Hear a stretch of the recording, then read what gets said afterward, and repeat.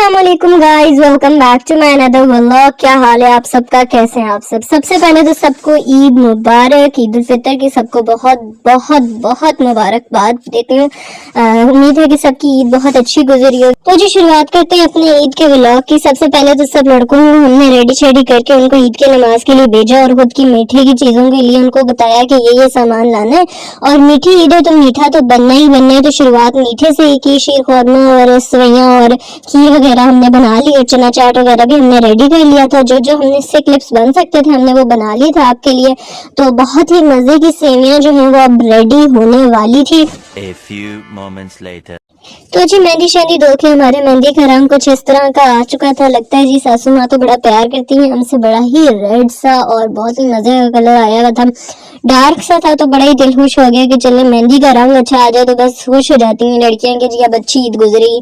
चाट वगैरह जो हमने बनाया था हमने शुरुआत कर ली, उस पर दुआ वगैरह पढ़ के उसके बाद हमने उसको खाना शुरू कर दिया। टेस्ट किया गया कैसा है।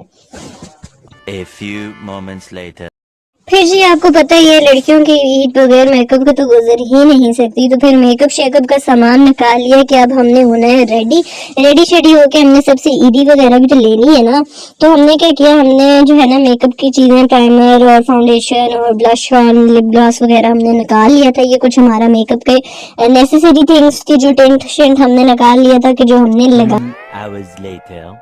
तो जी बड़े 3 घंटे शंटे लगा के हम लोग रेडी हो गए थे, यानी मेकअप शेकअप तो हमारा कंप्लीट हो गया था। बाल शाल स्ट्रेट करने होते हैं, कर्ल्स डालने होते हैं, आपको पता ही है। या तो स्ट्रेट करना है या कर्ल्स डालने, इन सब के चक्करों में घंटे गुजर जाते हैं। और ये था हमारा ड्रेस जो कि हमने पहनना था, इसको रेडी कर लिया हमने और कुछ क्लिप्स छोटे मोटे बना लिए कि जो आपको दिखाना था कि हम कैसे लग रहे थे।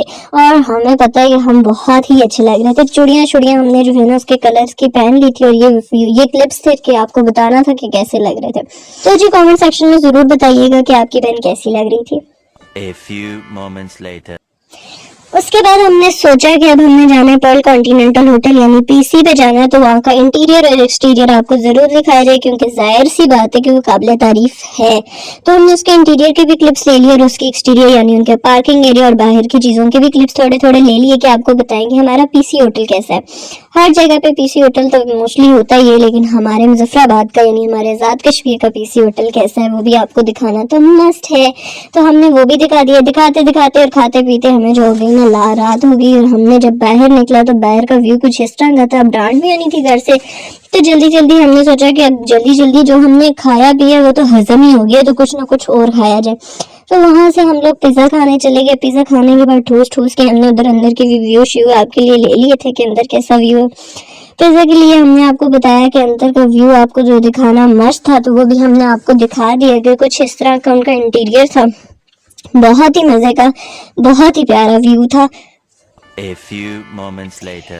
और रात तो बहुत ही हो गई थी भाई, अब तो घर से बहुत डांट पड़नी थी। तो बस जी किसी तरह कर करा के हम लोगों ने क्या किया कि रिक्शे की ख्वारी पकड़ी और घर आ गए। तो जी ये था आज का हमारा व्लॉग। उम्मीद करती हूँ आपको पसंद आएगा। लाइक सब्सक्राइब शेयर करना ना भूलिएगा। मिलते हैं अगले व्लॉग में। अल्लाह हाफिज।